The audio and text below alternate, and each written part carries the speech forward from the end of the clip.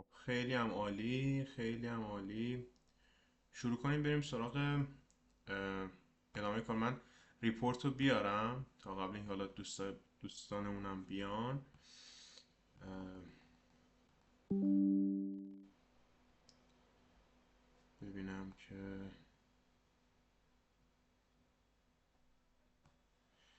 خب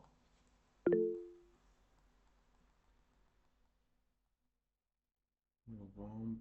الان ما چه ماهی هستیم؟ نوامبر 2024.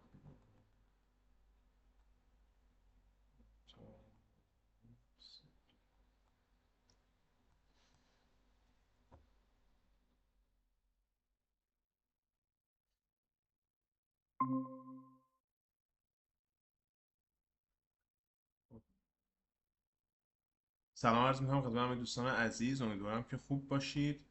من تا یه 2 دقیقه دیگه گزارش رو باز میکنم و کارمون رو شروع میکنیم، میبریم جلو ببینیم خدا چی میخواد.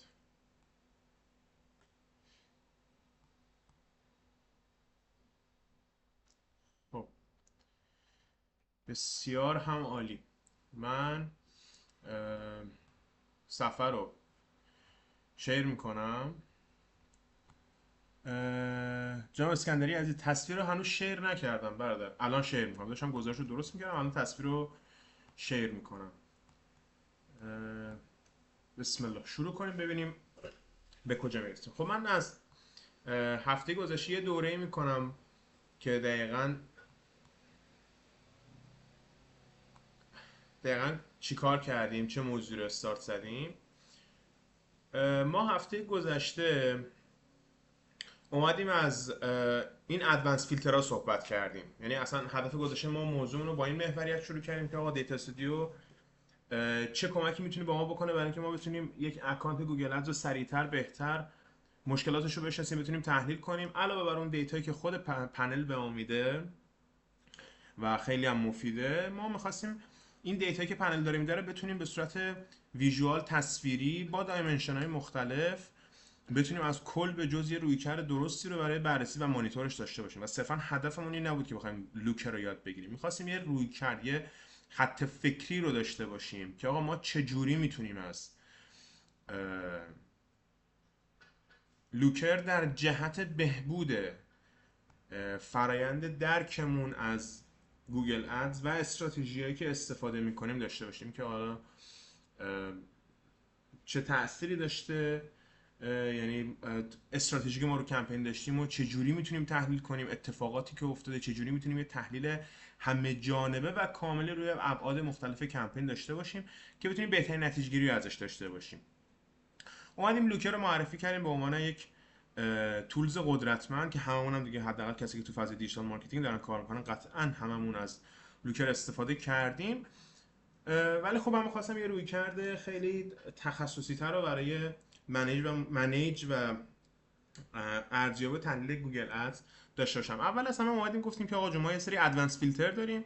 این ادوانس فیلتر رو میتونیم کنترل فیلدش رو کمپین تایپ بذاریم، کمپین بذاریم، اد گروپ بذاریم، ساعت روز بذاریم و حتی بید استراتژی داشته باشیم. چرا اومدیم تحلیل کردیم؟ گفتیم آقا جون ما وقتی به عنوان یک مشاور گوگل ادز، به عنوان یک پرفورمنس مارکتر، به عنوان یک حتی مدیری دیجیتال مارکتینگ، حتما گوگل ادز رو به عنوان یک مدیای اصلی توی برنامه هامون قرار میدیم و یه بودجه رو بهش اختصاص میدیم. خب طبیعتا خود گوگل ادز یک مدیای بسیار قدرتمنده که کمپین تایپ های مختلف داره. پس وقتی من میخوام یه اکانت رو تحلیل کنم خیلی برام مهمه که ببینم آقا اصلا این اکانت گوگل ادز از کدوم یکی از کمپین تایپاش استفاده شده. اگر استفاده شده من روی کرد و خطیمش بهینه‌سازی و بهبود اون کمپین تایپ رو تو ذهنم بچینم. اگر ببینم که از کمپین تایپ های استفاده نشده، من سناریوی اضافه کردن کمپین تایپ های مختلف رو براش برنامهش رو بریزم. یعنی بگم آقا من الان توی این استراتژی میتونم از این کمپین تایپ گوگل ادز استفاده کنم. پس من این ادوانس فیلترها رو به این خاطر گذاشتم که حداقل بتونه به من تو اولین نگاه بگه آقا اصلا چه کمپینایی تو این اکانت استفاده شده. بعد بحث کمپین بود. خب شما میدونید وقتی من اینجا مثلا یه دونه فیلتر روی کمپین تایپ بزنم، این فیلتر حتی روی ادوانس فیلترهای بقیه هم اعمال میشه و به این صورت اومدیم گفتیم کمپین اد گروه، همینجوری رفتیم پایین. از این بخش میگذرم. اولین چیزی که خب هممون میدونیم آقا به کارمون میاد برای اینکه بتونیم یک سری اعداد و ارقام رو بشناسیم از گوگل ادز، اسکور کارت اومدیم اسکور کارت مختلفی رو قرار دادیم. گفتیم آقا شما به تناسب اون کمپینی که دارید قطعا متریکاتون فرق میکنه و اصلا ممکنه شما زمانی که شیفت میکنید روی کمپین ویدیویتون براتون ممکنه است که براتون این اهمیت داره که متوجه بشید آقا از نظر ویوی، از نظر اوریج سی پی وی، سی پی ام، اینکه چند درصد ویو ریت داشتین، چقدر از ویدیوتون پلی شده رو بخواید متوجه شین. پس ما اومدیم چیکار کردیم؟ گفتیم آقا این اسکور کارت ها رو بر اساس نوع کمپینی که در نظر میگیرید که بچینیدش در دیزاینش کنید. که اومدیم حالا چند تا نمونه هم گذاشتیم. با کارو با پای چارت شروع کردیم. گفتیم آقا ما برای اینکه متوجه بشیم حجم ترافیکمون به چه صورت بین چه کمپین هایی بوده، از پای چارت میتونیم استفاده بکنیم.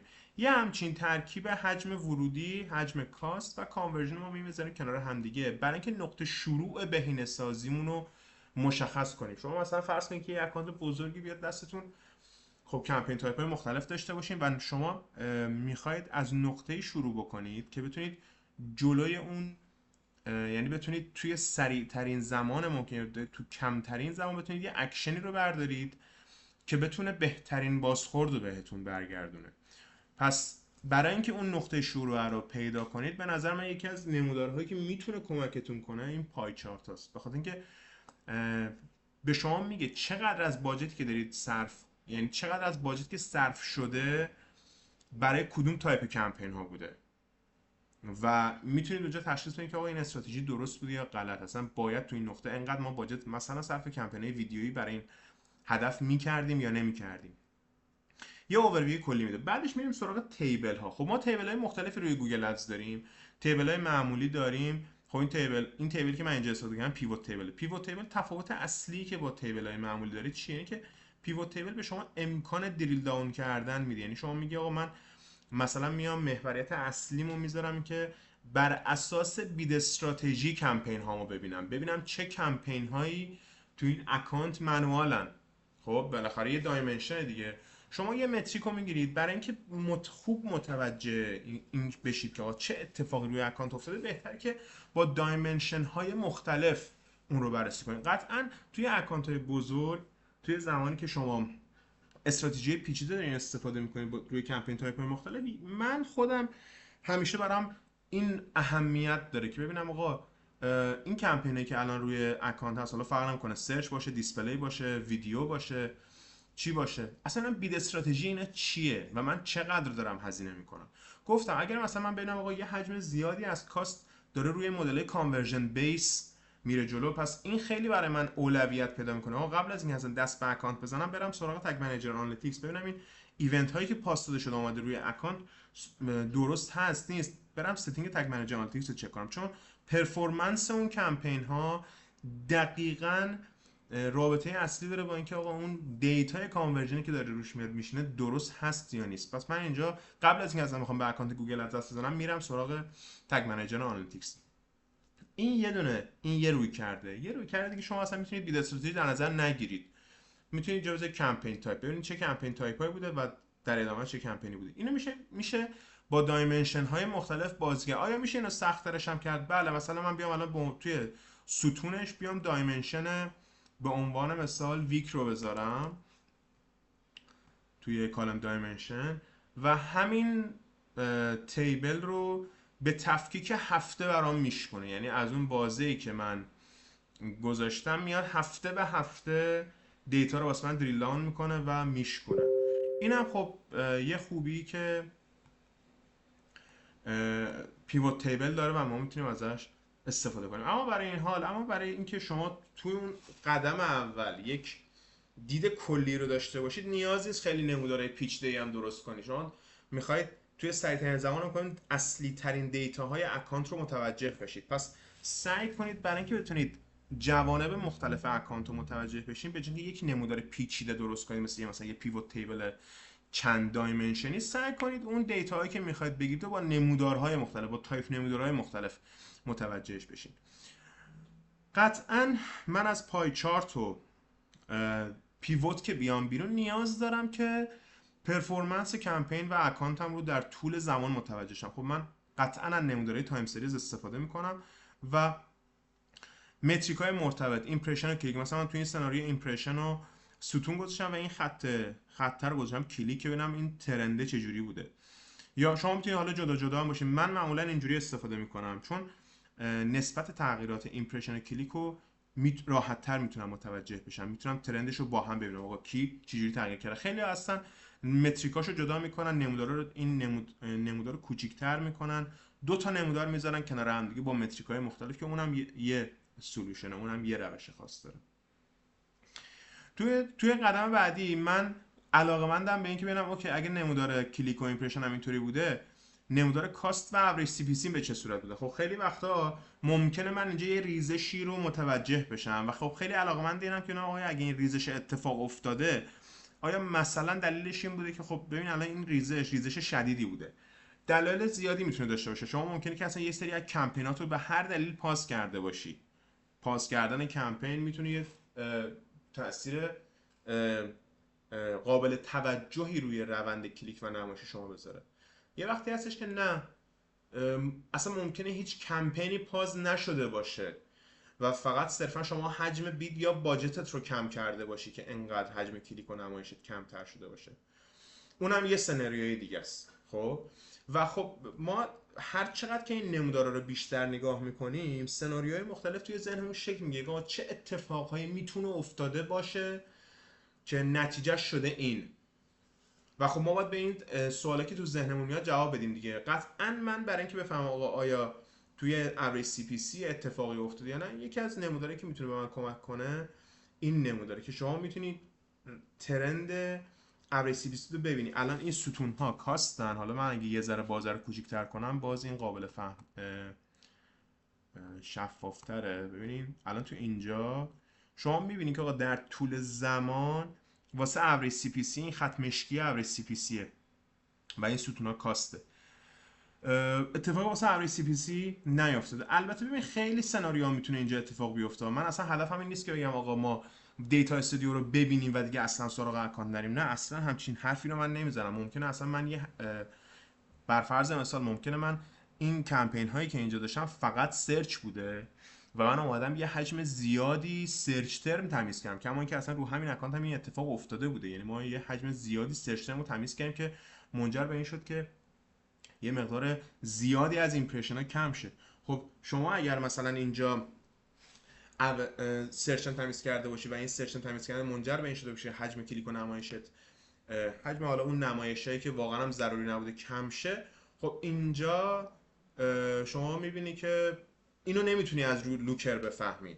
اوکی اینو باید بری سر اکانت، بری گزارش سرچ ترما رو در بیاری، بری چنج هیستوری رو چک کنی و یعنی میخوام بگم که آقا من هدفم این نیست که بگم آقا شما 0 تا 100 موضوع یک کمپین و موارد یک کمپین رو میتونی از لوکر بفهمی، اما تا حد خیلی زیادی شما رو آگاه میکنه نسبت به اینکه آقا کجا چه اتفاقی افتاده و حتی اگه من میخوام برم چنج هیستوری چک کنم بدونم چه تاریخی رو چک کنم. پس این در ادامه کار توی کمپین لید بیس من خیلی علاقه‌مندم که نمودار کانورژن هم ببینم. خیلی جا هستش که ما به عنوان مثال کیورد توی کمپینمون اضافه میکنیم یا سرچ تمیز میکنیم. حالا این سرچ تمیز کردن میتونه منجر به این که ما جلوی یک سری از کیورد سرچ ترمای نامرتبط رو بگیریم یا از اون طرف سری کیورد رو رد کنیم. این کم و زیاد کردن سرچ ترما الان حالا من بیشتر تمرکزم الان روی سرچه، چون ماکسیموم اون انرژی بهینه‌سازی که شما دستتون بازه که انجام بدین روی سرچ واقعا اتفاق میفته که بقیه کمپین‌های دیگه شما اگر واقعا بیسش رو درست بچینید، مثلا پرفورمنس مکس، دیمنژن، دیسپلی، شما بیسش رو درست بچینید و استراتژیتون مشخص بشه و ستینگاشو درست انجام بدین، در ادامه ماجرا دیگه اونقدر دستتون واسه بهینه‌سازی باز نمیذاره. درسته که شما الان میتونید توی پرفورمنس مکس هم میتونید سرچ هم تمیز کنید، اما خب از همون طرف به شما اجازه نمیده که در سطح کمپین مثلا بخواید ورچه‌هاشو اکسکلود کنید یا مثلا در نهایت مثلا شما کمپین دیسپلی داشته باشین که بخواید برید اون جاهایی که تبلیغتون نمایش گرفته رو اکسکلود کنید. دارم میگم این بیشتر صحبتایی که الان دارم میکنم راهکارها و در واقع رویکردی هستش که چشم شما رو اول روی کل اکانت و ترند کلی اکانت باز کنه و بعدش بیشتر روی سرچ، مخصوصا اکانت های ایرانی. خب همه ما میدونیم که یه طیف وسیعی از اکانت هایی هستن که لید بیسن. قطعا ما اکانت ای کامرسی هم داریم، ولی خب این روند تحلیل واسه اکانت هایی که لید بیسن و لید میخوانن ما و خیلی روی تعداد لیدهاشون حساسن، خب این خیلی براشون مهمه. این اکانت ای کامرسی بود که کانورژنی که ست کردیم روش خرید بود و خرید میزنم. حالا تو این بازه ما خیلی تغییرات روش داده بودیم که این خریدش هی کم و زیاد میشه، ولی هدف هم این بود، یعنی این توضیحات رو دادم. حالا شما ممکنه خیلی موقع ببینید که آقا روند کلیکتون تقریبا ثابته اما شما کانورژن نمیگیرید. اینکه شما از کی کانورژن نگرفتین یا کم و زیاد شده، این ترکیب این نموداره میتونه یه اینسایت خوب بهتون بده که آقا از کجا این روند تغییرات شروع شده.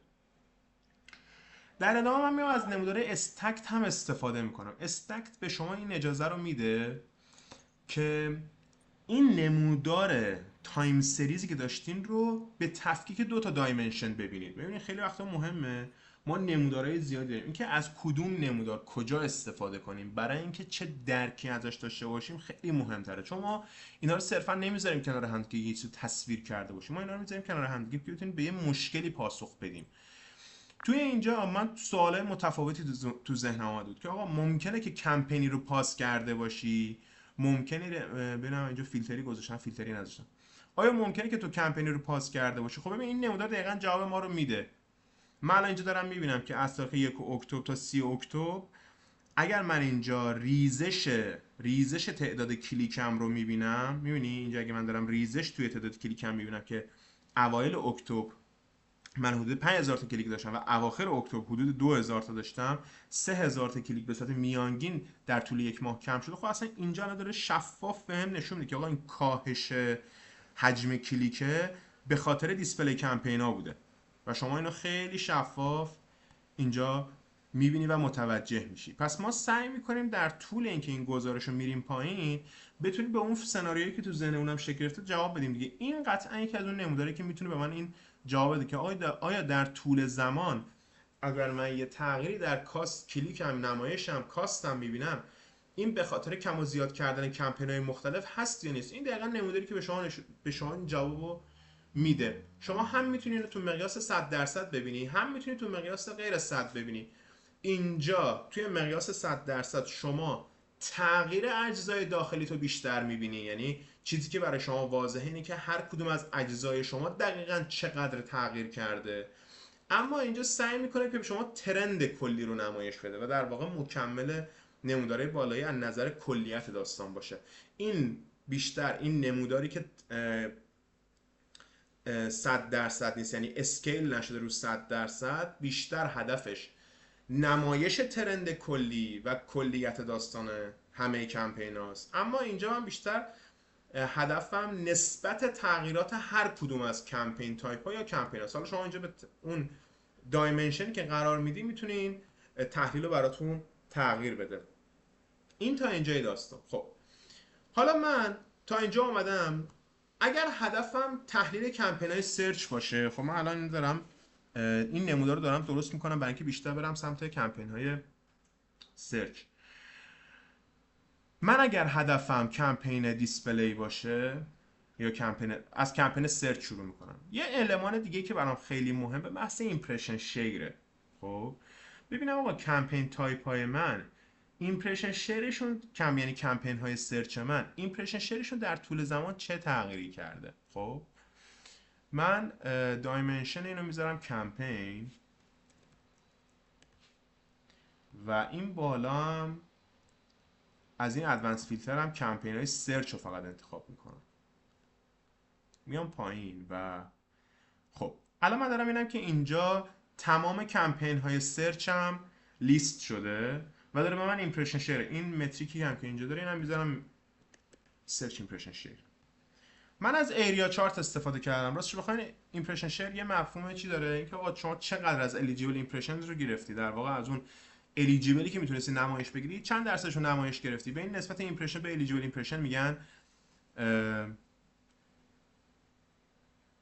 سرچ ایمپرشن شیر. خب برای من مهمه که بدونم آقا سرچ ایمپرشن شیر آیا در طول زمان تغییری داشته یا نداشته. درست؟ من معمولا نموداری که اینجا استفاده میکنم نمودار سرچ ایمپرشن نمودار ایریا چارته. سرچ ایمپرشن شیر رو با ایریا چارت ترکیب میکنم. یکی از ویژگیش اینه که در طول زمان به شما این امکان میده که هر چند تا کمپینی که داری رو نمودارش رو ببینی. یعنی من الان اینجا 2 تا کمپینم تو این بازه زمانی رام بوده، یکی کمپین جنرال و یکی کمپین موبایل، و جفتشو دارم روند ایمپرشن شیرش رو میبینم. طبیعتا اگه تعداد کمپین ها اینجا زیاد بشه دیگه این نمودار انقدر قابلیت تحلیل بالایی واسه شما نداره و شما انقدر تفسیر پذیری دیگه برات نداره این نمودار. خب پس من میتونم بیام اینجا کمپینامو دسته بندی کنم، بگم آقا الان فقط میخوام تو این نمودار بیام اولویت بذارم تو سر کمپینایی که بیشترین حجم ورودی رو داشتن. 3 تا از کمپینایی که کمپین 1 تا 3 که بیشترین حجم ورودی رو مثلا داشتن، من بیام ببینم ایمپرشن شیرشون چقدر بوده، چه جوری بوده. من با این نمودار راحت ترم. شما میتونید از نمودارهای دیگه استفاده کنید، ولی برای تحلیل ایمپرشن شیر من همیشه این نمودار برام خیلی وجه و ویژوال بهتری داشته. همیشه برام خیلی رادستر بوده تحلیل کردن، اصلا خیلی به چشم من مینشسته که بخوام از این استفاده کنم که ببینم آقا سرچ ایمپرشن شیرم چه اتفاقی براش افتاده. همین اگه بخوام یه نمودار دیگه اضافه کنم، چیزی که واسه من توی کمپین سرچ اهمیت داره بحث چیه؟ بحث تاپ و ابسولوت تاپه. چقدر من تاپ نشستم یا چقدر ابسولوت تاپ نشستم. اینجا آپشنال متریکش هم میذارم روی ابسولوت تاپ، ایمپرشن ابسولوت تاپ. شما اینجا هم میتونید تاپ رو ببینی، اینکه چقدر تو 4 جایگاه اول نشستی و چقدر در این فقط توی آپشنال متریکش تاپ رو بذارم. الان این متریک اصلیش ابسولوت تاپ، شما میتونید تاپ هم انتخاب کنید. این چه کمکی میکنه؟ بر فرض مثال شما الان داری تصمیم میگیری که شما الان یک کمپینی داری، شما با توجه به استراتژی که روی این کمپین داشتی به این نقطه رسیدی که آقا من میخوام این کمپین رو ببرم روی مدل بید استراتژی تارگت ایمپرشن شیر. به صحبتم خیلی خوب گوش بدین. چون من خودم از این نمودار استفاده میکنم برای اینکه خیلی جای تحلیلایی رو انجام بدم که مثلا بدم اگه من میخوام الان ببرم سمت به یه نقطه رسیدم، تحلیل کردم، الان به این نتیجه رسیدم که آقا این کمپین خاصم رو میخوام بید استراتژی ببرم روی تارگت ایمپرشن شیر. تارگت ایمپرشن شیر از شما چی میگیره؟ میگه آقا جون به من بگو چند درصد میخوای ابسولوت نمایش بگیری، یعنی چند درصد حجم سرچ ابسولوت رو میخوای بگیری، یا چند درصد حجم سرچ تاپ رو میخوای بگیری، یا اصلا برات مهم نیست، صرفا برات مهمه که ایمپرشن شیرت چه در ابسولوت چه در تاپ چه در عاده به یه عدد خاصی برسه. از شما یه عدد میگیره تحت عنوان تارگت ایمپرشن شیر و از شما یه لیمیت بیدم میگیره، میگه آقا تا کجا رخصت اینو میدی که من اوریج سی پی سی بندازم، و شما یه عددی رو براش به عنوان لیمیت بیت میذاری که آقا از این عدد بالاتر دیگه شما حق نداری اوریج سی پی سی بندازی. خب هممون قطعا با این بید استراتژی کار کردیم و اینو میدونیم آقا اگر شما یک تارگت غیر معقولی رو بذاری، مثلا بگی آقا من 100% ایمپرشن شیر رو میخوام بگیرم، اما لیمیت بیدی که بهش میدیم مثلا دارم میگم مثلا 2 لیره، آقا معلومه این نمیگیره دیگه. یعنی شما اینو قرار بدی روز دوم کمپینت کله میکنه. چرا؟ چون اون تارگتی که گذاشتی با اون حجم بیدی که براش داری قرار میدی که اون شروع کنه به کاست کردن اصلا به هم دیگه نمیخوره. خب و اصلا نمیتونه اون حجم ایمپرشن شیر ابسولوت رو با اون درصد بید برای شما برآورده کنه. درسته؟ پس شما قطعا از روز بعدش میبینید که آقا اصلا روند کلیک و ایمپرشنت ریخت، چسبید به کف. خب و این باعث میشه که اصلا کمپینت دیگه ورودی نگیره. خب من این تحلیل رو چجوری انجام میدم؟ میگم آقا شما برای اینکه بتونی اینجا یک ایمپرشن شیر معقول به همراه حجم بید معقول رو اینجا در نظر بگیری، برو دیتای گذشته رو تحلیل کن. ببین آقا جون با توجه به شرایط فعلی کمپینت شما در طول 1 ماه گذشته، شما در طول 2 هفته گذشته به صورت میانگین چند درصد ایمپرشن شیر داشتی. حالا الان این آره دقیقاً این ایمپرشن شیر چقدر ایمپرشن شیر داشتی. مثلا من واسه کمپین جرانم دارم میبینم که آقا به صورت میانگین 44% داشتم. به این استراتژی رسیدم که اینو برام روی تارگت ایمپرشن میگم آقا در یک ماه گذشته من اوایل نیمه اول ما به صورت میانگین بین 20 تا 25% ایمپرشن شیر داشتم. اومدم یه سری اقدامات انجام دادم، این ایمپرشن شیر رو رسوندم به حدود بالای 30 تا 35%، بالای 35%. خب حالا الان اگه من میخوام تارگت ایمپرشن شیرم رو بذارم تاپ، الان این نمودارش چیه؟ متریکش چیه؟ متریک این سرچ ایمپرشن شیره. این الان سرچ ایمپرشن شیر میگه من انقدر ایمپرشن شیر گرفتم به صورت میانگین در یه هفته آخر حدود 30% ایمپرشن شیر گرفتم و این 30% ایمپرشن شیر هم همراه بوده با چقدر تاپ ابسولوت؟ با حدود این کمپین جنرالم توی هفته آخر حدود 30 مثلا 35% هم ابسولوت نشستم. خب 35% هم ابسولوت نشستم. میگم خب ببین تو الان این حجم تاپ و ابسولوت نشستنت، یعنی اینقدر ایمپرشن شیر داشتی، اینقدر هم ابسولوت نشستی، با چقدر اوریج سی پی سی اتفاق افتاده؟ من الان اینجا این فیلتر رو میذارم روی سرچ میبینم که به صورت میانگین روی کل کمپین های سرچ هم انقدر من اوریج سی پی سی داشتم. اما حواستون باشه این اوریج سی پی سی که شما داری میبینی برای همه کمپین های سرچ ده. من برای اینکه اینو دقیق‌تر ببینم و ارزیابی کنم میام اینجا خود جنرال رو انتخاب میکنم که وقتی دارم توی این نمودارم اوریج سی پی سی رو میبینم دقیقاً بدونم آقا چقدر دارم اوریج سی پی سی میندازم. دیدم آقا میبینم که توی این یه هفته گذشته من با حدود 3/4 تونستم به اون درصد ابسولوت بشینم، اونقدر ایمپرشن شیر بگیرم. پس یه حساب کتابی تو ذهنم میکنم که آقا اگر قراره من این کمپینم، متاسفانه این الان چرا دیتا رو نشون نمیده connect to located cannot connect to your data set. بذارم الان این فیلتر رو برمی‌دارم که دوباره نشون بده. میگم که آقا جان اگر تو تارگتت قراره اینه که مثلا 50% حجم سرچ ابسولوت رو بگیری، تو انقدرش رو 37%ش رو میانگین 30% رو با انقدر اوریج سی پی سی داشتی برآورده می‌کردی. الان اگه 10% میخوای بالاتر بشینی با توجه به شرط آکشن، با توجه به شرط کمپینت، بیا عددی که واسه تارگت سی پی سی میخوای بذاری بذار حدود 6 دهم مثلا، نذار یا حدود 2 دهم. چرا؟ چون همین الان تو 37% داشتی با میانگین 4 دهم میگرفتی، 4 دهم لیر به واسه هر کلیک میگرفتی. الان اگه بخوای 50% ابسولوت بشینی با میانگین 2 دهم قطعا خب جواب نمیده دیگه. حالا شما اینو اسکیل کنید رو کمپینای سنگین‌تر، کمپینایی که شما ممکنه مثلا به ازای هر کلیک 10 لیر 15 لیر بعضن کاست میکنید و به یه نقطه رسیدین که اون مقدار براتون منطقی، یعنی با توجه به هدفی که دارید میگه آقا من حاضرم تا انقدر اوریج سی پی سی روی این کمپین خاص بدم و انقدر درصد ابسولوت بشینم. اوکی، این تحلیل میتونه به شما یه روی کردی بده، یه دیدگاه بده، یه ذهنتو آماده کنه که آقا چقدر کمتر من بذارم جواب نمیگیرم. خب این چیزی که به شما میتونه این رویکرد تحلیلی رو بده. پس من وقتی دارم نمودار میسازم، یعنی وقتی میگم آقا رویکرد تحلیلی و ارزیابی و بهینه‌سازی کمپین‌های سرچ از با ویژوالیزیشن میتونه راحت تر اتفاق بیفته، دقیقاً این یه سناریوشه که میتونه به من کمک کنه. حالا این ستاپیه که من معمولا خودم وقتی بخوام کمپین ارزیابی بکنم عملکرد یه اکانتو با این نمودار رو شروع میکنم، میام پایینتر و وقتی به این نمودار رو میرسم غالبا میام اینجا میگم کمپین سرچ، فقط دیتای کمپین سرچ رو بده که این دیتاهای ترند رو در وهله دوم با رویکرد کمپین سرچ برم ببینم آقا کمپین سرچ وضعیت کلیشون در طول زمان چجوریه. حالا اگر شما اینجا مثلا بخواید کمپینای ویدیوتون رو ارزیابی کنید، بازم کاری نداره، شما همینجا دیگه با متریکاش آشنایید.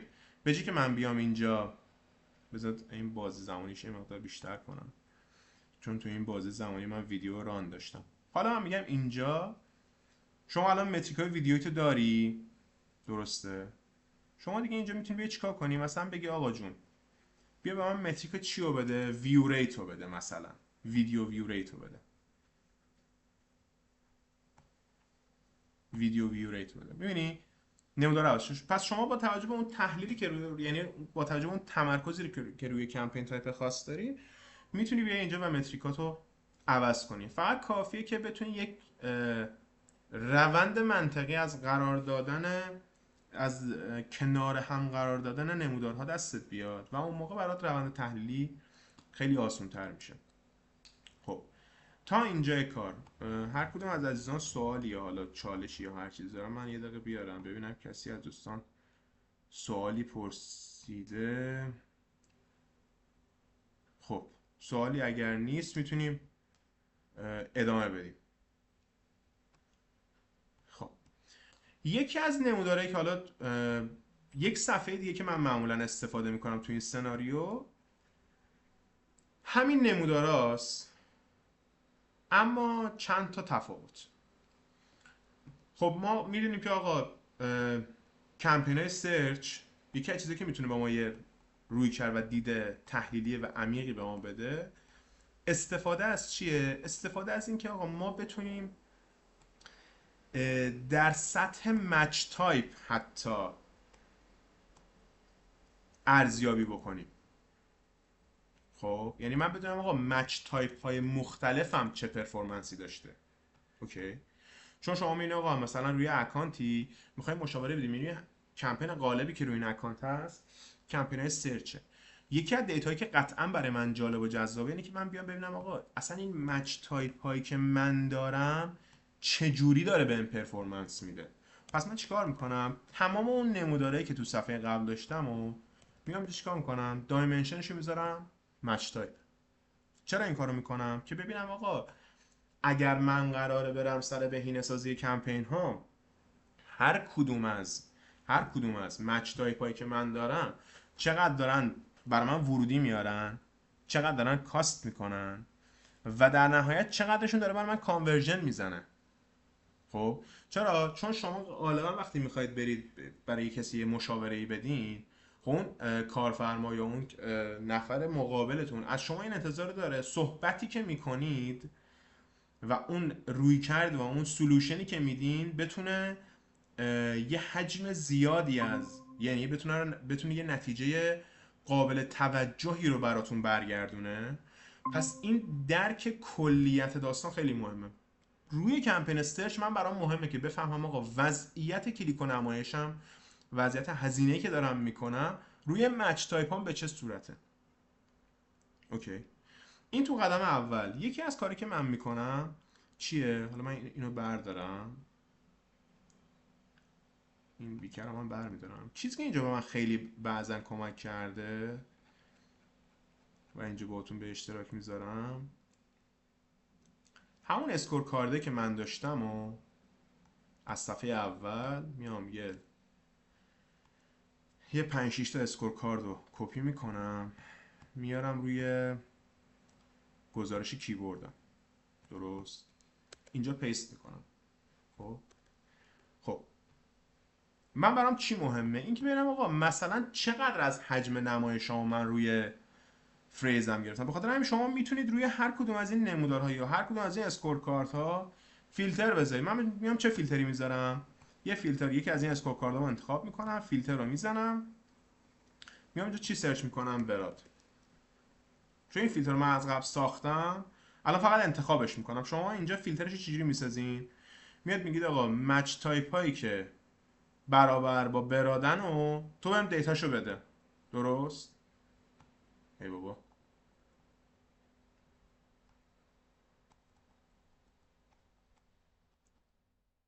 نوامبر اکتبر.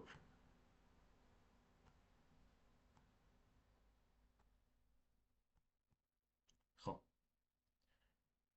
اینجا داره به من فقط دیتای الان ایمپرشن فقط برادا رو دارم میشه. من همین فیلتر رو روی تمام این اسکور کاردا میزنم، یعنی میگم آقا براد همه اینا رو بهم بده.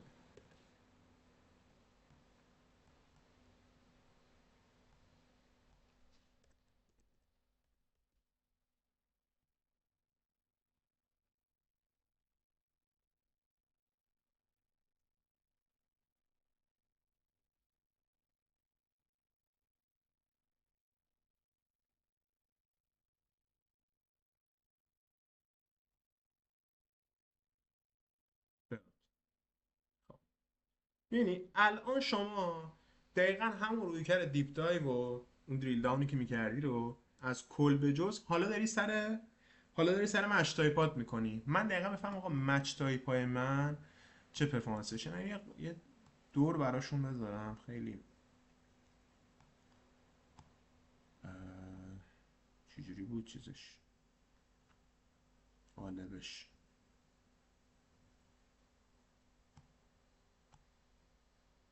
یه قالب اینطوری، یه دونه تکست باکس هم میذارم اینجا، میذارم براد مچ.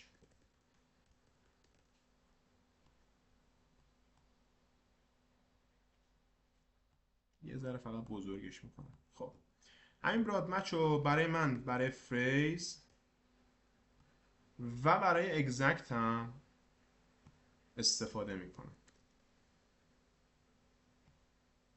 درست. میام اینجا میذارم فریز مچ و آخرین این هم میذارم اگزکت مچ و دوباره میام اینجا تمام فیلترها رو میکنم چی؟ میکنم فریز. درست. فریز.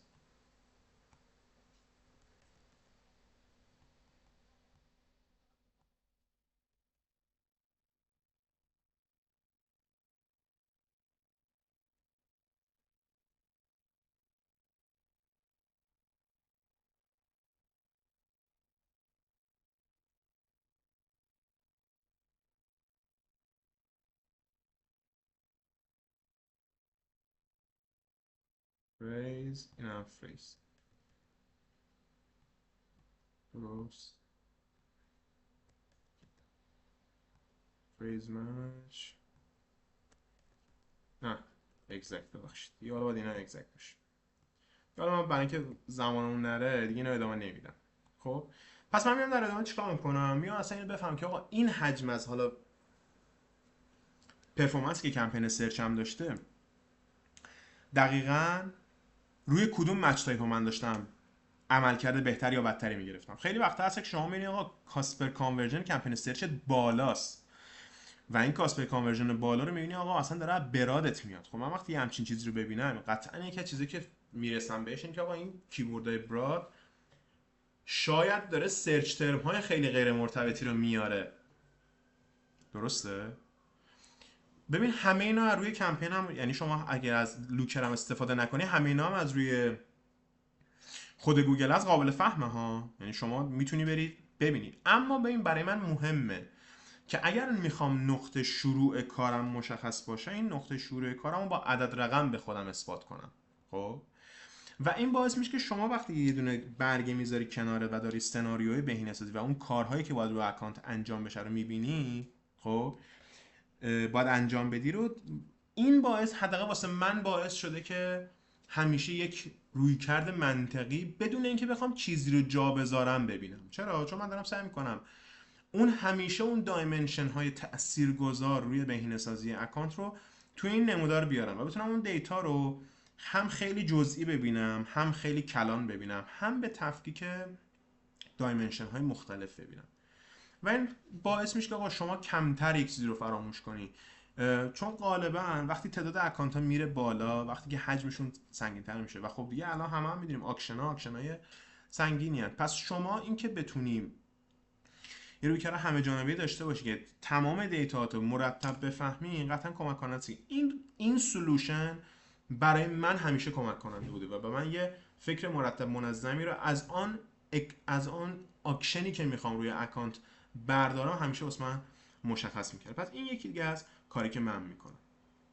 در ادامه خب این برای من مشخص شد. حالا شما هر متریکی که اینجا واسه اهمیت داشته باشه رو میذاری. معمولا من کاسپر کانورژن و کانورژن ریت رو میذارم و یکی دیگه از کارهایی که میکنم اینه که یه بخش کامپریژن داره این که میاد مقایسه میکنه با بازه قبل.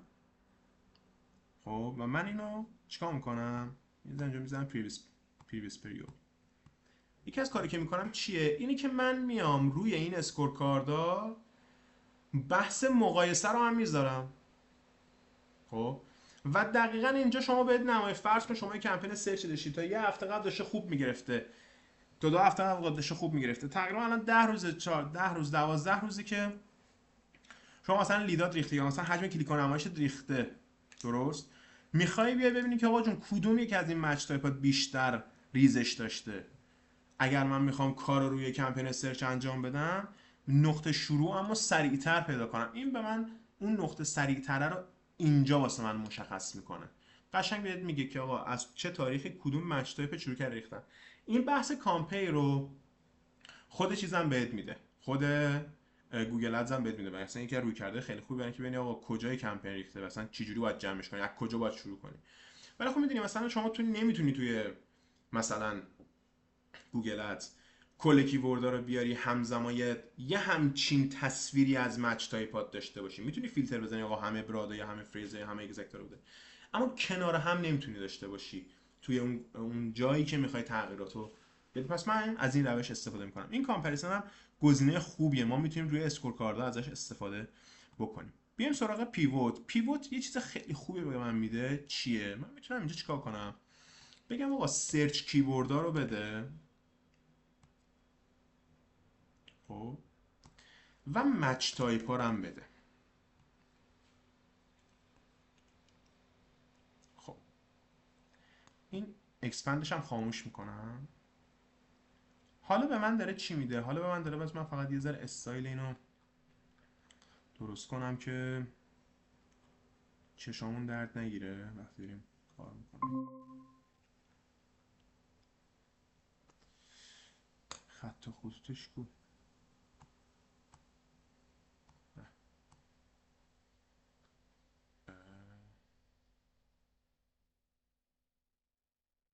هدر کار. آها درست شد. خب یه ذره اینو بزرگترش میکنم. خب الان یه چیز جالب شد. یه دونه پیوت ساختم که الان به من سرچ کیورد داره میده و داره به من میگه چه مچ تایپ اینجا، روی چه مچ تایپ اینجا چه کلیک و نمایشی گرفته، درست؟ حالا من یه سوال دارم. شما یه دونه سگمنت دارید، سگمنت سرچ ترم مچ تایپ. شما از این سگمنت حالا استفاده کردین توی تحلیل اکانتاتون؟ فرض کن اکانت رو باز میکنی، میای تو سطح کیورد، میخواد سگمنت بزنی. یکی از سگمنت هایی که داری سرچ ترم مچ تایپه. چه استفاده ازش میتونیم بکنیم؟ اصلا چه استفاده ازش کردیم؟ اصلا استفاده میتونیم ازش بکنیم یا نمیتونیم ازش بکنیم؟ چه سناریوهایی داریم براش؟ کسی نظری داره؟ ببین اصلا از دوستان کسی داخل جلسه هستش؟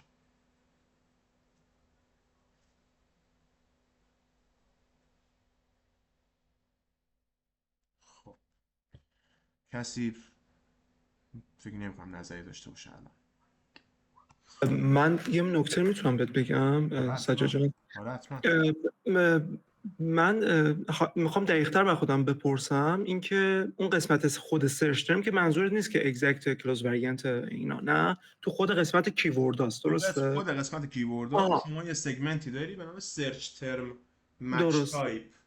که درصدی میده در واقع یه جورایی. میشکونه یه همچین چیزی رو اینجا میبینی، یه همچین آره فرمتی، آره، اونجا هم به شما یه همچین فرمتی رو بهت میده که در واقع اینجوری معنا شاید پیدا بکنه که چقدر این کلمه تونسته نزدیک به خودش رو فایر بکنه، درسته؟ این گزارش رو بهت میده. فرض کن شما یه دونه کیورد فریز گذاشتی، خب بله میخوای در آینده این تصمیم رو بگیری. خب اصلا یکی روی کرده که روی کمپین سرچ استفاده میشه اینی که آقا شما مثلا دارم بهت میگم یه 10 تا کیورد فریز میذاری، وقتی میری گزارش سرچ ترمش رو نگاه میکنی میبینی که آقا یه سری کیورد، یه سری سرچ ترم هستن که دقیقاً همون یعنی اون فریزه عیناً خودش سرچ شده و عملا انگار مچ تایپش اگزکت بوده. شما دیدی وقتی میری تو گزارش سرچ ترم یه مچ تایپ میزنه، اون مچ تایپ درسته. چیه؟ میگه آقا شما یه کیوردی گذاشتی، خب کیورد شما مچ تایپش فریز بوده، اما توی این کیورد یه همچین سرچ ترمی رو در حالت اگزکتش آورده. یعنی درسته که خود کیوردت فریزه، اما این سرچ ترم رو تو حالت اگزکت آورده، یعنی عیناً اون ببخشید خاموش کردیم. اون عبارت رو داره فایل میکنه. فکر کنم آره. AI Max و اینها هم داخلش میاره. نه یه دقیقه ببخشید ساز جون، یه دقیقه حواسم پرت شد. نه ببین چی داشتم میگفتم. AI Max، اگر شما AI Max رو روشن کرده باشی بهت میگه که این کیورد، این سرچ ترما آیا از AI Max اومده یا نه. خب اما پوینت هدف من چیز دیگه ای بود. شما یه کیورد فریزی رو میذاری، وقتی میری تو گزارش سرچ ترمش چی میبینی؟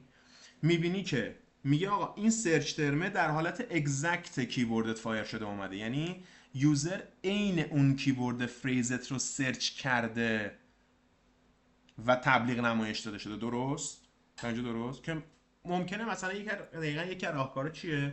ممکنه شما یک راهکاره که بتونی اوریج رو کم کنی، میگه آقا من به جای که بیام رو این کیورد فریزی حجم بالای بیدو بذارم، توی این کمپین با این شرایط خاص میام یک سری از سرچ ترم هایی که میبینم داره پرفورمنس خوبی میده، داره برای من کانورژن میاره و این کانورژن رو داره با بید کمتر میزنه، من میام خود اون کیورد رو اگزکت اد میکنم با بید یه هوا کمتر. این به شما کمک میکنه آقا یه کنترل کاستی روی کیوردات داشته باشی، هر کیوردی رو با بید بالا نذاری فایر شه بره تو بازی. درست تا اینجا اوکی صادق؟ کامل گرفتم، اوکی. آره. حالا من الان هدفم چیه؟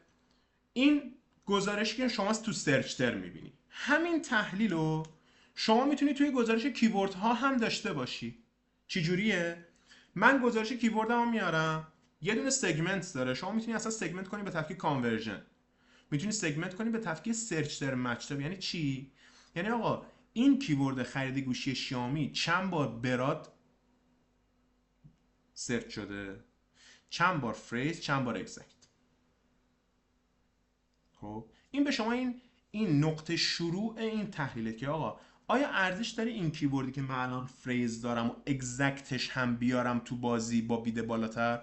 بعضی موقع شما میبینید آقا یه سری کیورد اگزکت به مراتب آکشن سنگین تری داره نسبت به یه سری کیورد فریز یا کیورد براد، و شما وقتی این تحلیل رو انجام میدی به این نقطه میرسی که آقا این کیورد خاص که الان فریز بوده اگزکتش داره کانورژن ریت بهتری برای من میاره، اما به دلیل پایین بودن بیدی که روش گذاشتم نتونسته اونقدر که باید سی تی آر بده، اما ریت خوبی داره میده.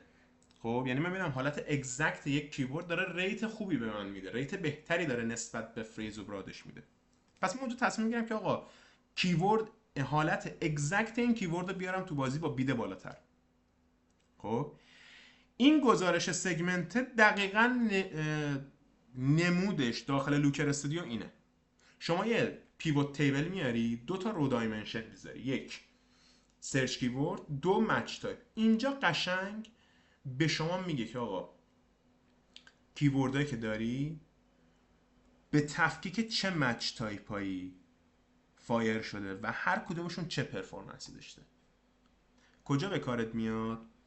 شما وقتی داری تحلیل میکنی، خب خیلی وقتا یه سری از تحلیلایی که روی یه سری از روکرهای بین سری روی کمپین سرچ اینه که آقا مثلا من بیام همپوشانی بین کیوردها رو کم کنم. کیوردایی که میبینم آقا عین همن، حالا با یه اختلاف خیلی جزئی من اومدم قرارش دادم، اینجا دقیقاً به شما نشون میده. یعنی اینو میتونی سورتش کنی روی سرچ کیورد همونطور که روی پنل ادزم میتونی این کارو بکنی.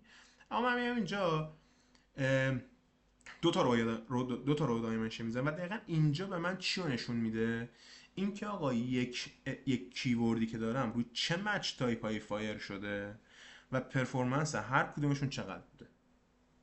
خب بازم اینجا تاکید میکنم من الان توی این سناریو نقشه مشاوری رو دارم بازی میکنم که قراره تو 1 ساعت 2 ساعت به کلاینتی که اومده پیش من روی کرده بهینه سازی بدم، درد اکانتش رو به تفکیک کمپیناش بهش بگم، نقطه شروع بهینه سازیشو بهش بگم، یا اگر من یه منیجر آژانسم بتونم اکانتی که جدید اومده دستم رو بتونم سریع مانیتور کنم، بتونم اون نقطه شروع کارش رو متوجه شم.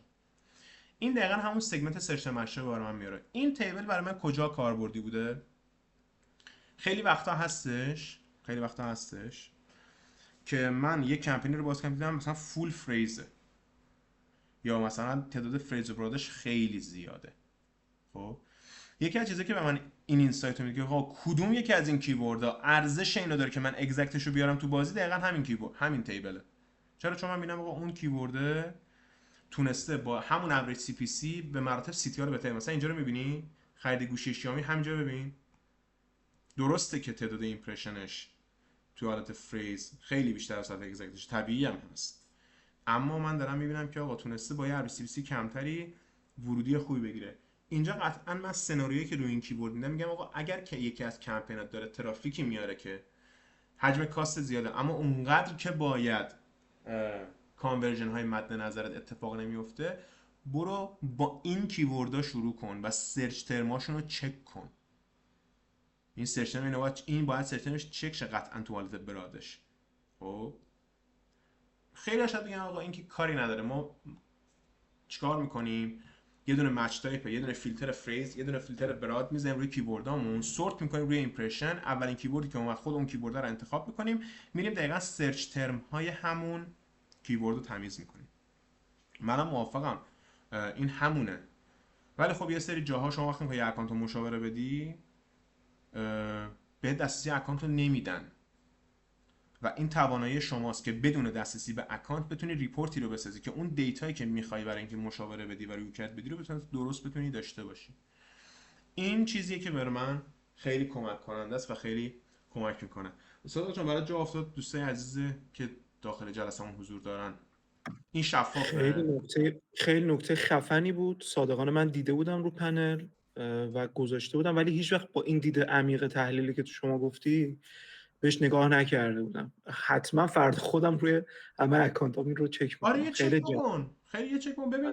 یه چیزی که داره تو خیلی یه سری وقتا میبینی که آقا یه کیبوردی رو گذاشتی، این حالت اگزکتش داره کانورژن ریت بهتری براتون میاره و چون بیدی که رو اون فریز گذاشتی حالا اونقدر بالا نبوده، به تناسب حالت اگزکت اون کیبورد هم نتونسته خیلی سی تی آر یا سرچ ایمپرشن شیر خیلی خفنی برات بگیره.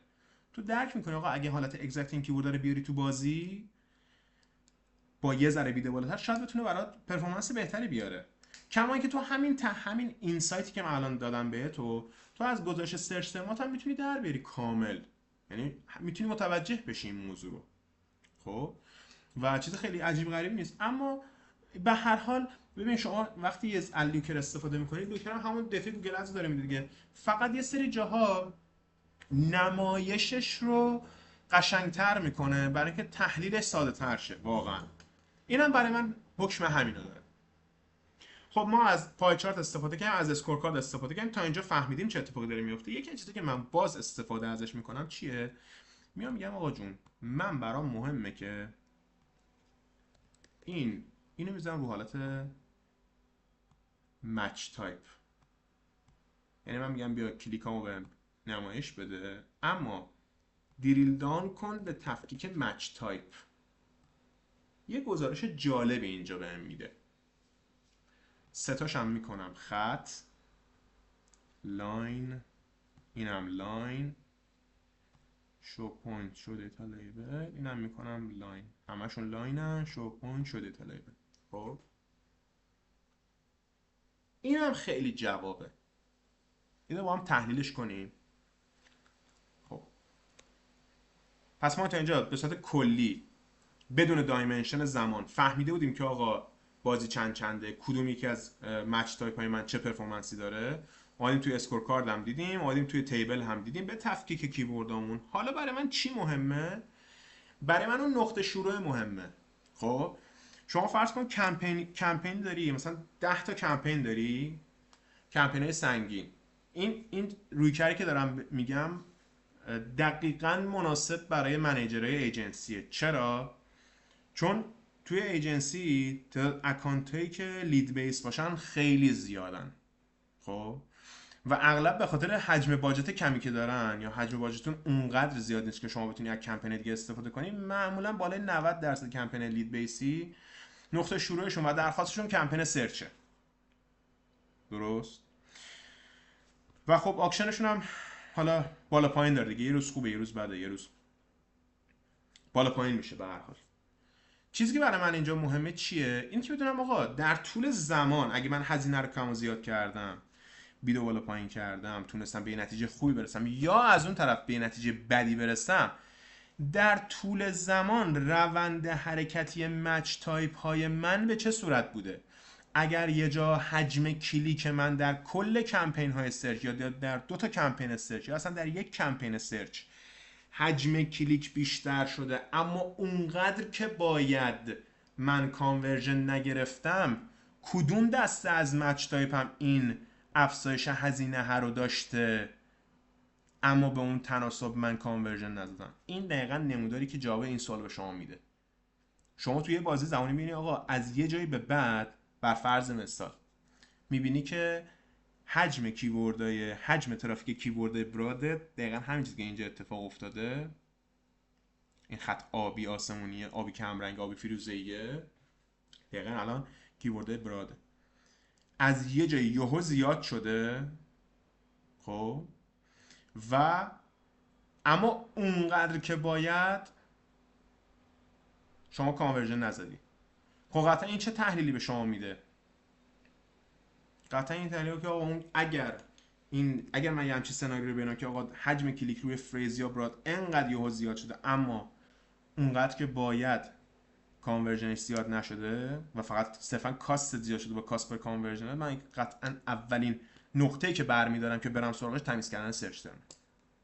یا قطعا اینجا این سرچ ترم غیر مرتبط داره میاره که انقدر حجم کلیکش بیشتر شده اما برای من لید نداشته، برای من خروجی نداشته و صرفا داره کاست پر کانورژن میره بالا. پس من اینجا این نتیجه گیری میتونم از این داشته باشم. خیلی وقتا شما اصلا عجله داری، اصلا خودت عجله داری یا مثلا میخوای بدون اینکه تحلیل کنید یه قدمی رو روی اکانت برمیداری صرفا به خاطر اینکه یه چیزی شنیدی. میگن مثلا یهو شما شنیدی که آقا ممکنه رو برات شما پرفورمنس خوبی بگیرید، دیگه خودش خیلی هوشمند شده برات بچینی میره جلو. نمیگم این حرف درسته یا غلطه ها، این حرفو میخوام ببینم تو استراتژی شما، تو کیس شما آیا برای شما درسته یا غلطه. واقعا حرف درست غلط صرف روی گوگل ادز نداریم، متناسب با نیاز شما، بیزینس شما، شرایط شما. حتی شما اصلا 2 تا بیزینس داشته باشی، برای جفتش داری اکانت ادز ران میکنی، جفتش هم کاشته، مثلا کاشته موه، چه هم زیبایی، اصلا ای کامرسیه، جفتش روی یه حوزه است اما خب شما میبینی اصلا پرفورمنس متفاوتی میگیره. حتی اگه جفتش رو خودت بچینی هم به خاطر کوالیتی اسکورش، به خاطر شرایط اون بیزینس هم میبینی پرفورمنس متفاوتی داری میگیری.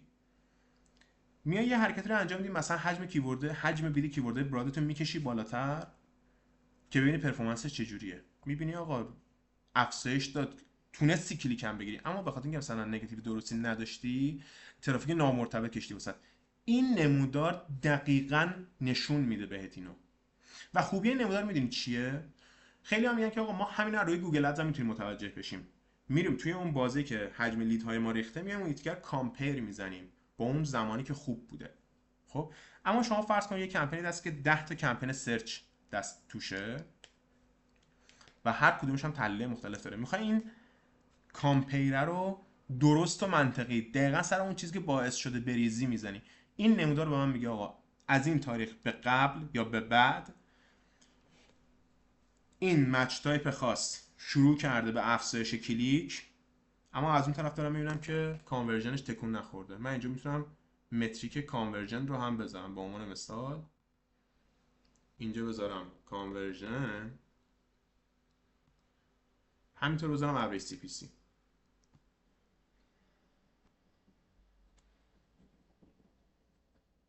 ببینی رونده عوض شد و من اینجا دارم یه چیز دیگه میبینم.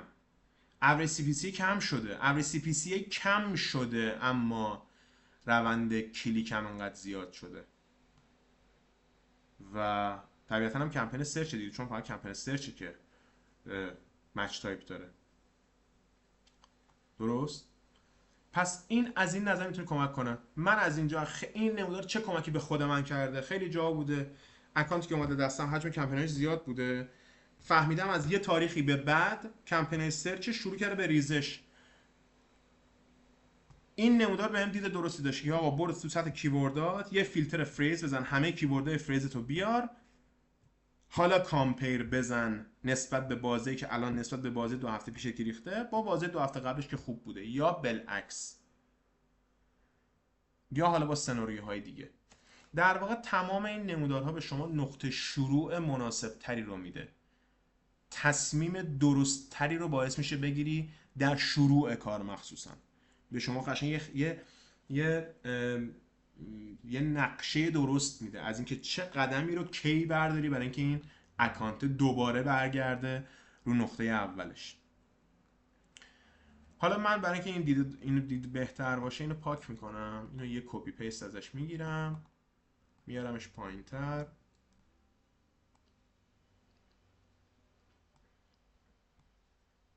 مثلا متریکشو میذارم کاست، ببینم کاستش به چه صورتی بوده. کاستش اونقدر تغییر نکرده، ولی من این بازی آخر دارم میبینم که کیبوردهای فریزش بیشتر چیز داشته، بیشتر نوسان داشته. آیا حجم کلیکای فریز هم بیشتر شده؟ بله، حجم کلیکاش هم بیشتر شده، کاستش بیشتر شده. یعنی اگر افزایش کاستومن، افزایش این الان متریک چیه؟ این الان متریک کلیکه، این هم متریک کاستشه. یعنی من الان اینجا دارم افزایش هزینه روی فریز رو میبینم، این فقط به خاطر RCPC نبوده، قطعا حجم ترافیک روی فریز هم بیشتر شده. و از این جنس تحلیل، این جنس تحلیل ها خیلی میتونه با کار ما رو راحت تر کنه و به ما دید بده. مخصوصا زمانی که شما برید کمپین های لید بیس رو بررسی میکنید، کمپینی که شما مثلا باید روزی 50 تا 100 تا فرم، کال، لید، واتساپ دلیور کنید و حجم کاستشون بالاست، این نمودارا خیلی میتونه روی دیدگاه شما نسبت به پرفورمنس فعلی اکانت و تصمیم گیریتون اثر بذاره. اینم از این. میایم در ادامه. همین نمودار رو من میتونم روی این نمودارم داشته باشم، همین تحلیل رو میتونم روی این نمودارم داشته باشم. میبینید الان نسبت تغییرات مچ تایپ ها من دارم میبینم. مچ تایپ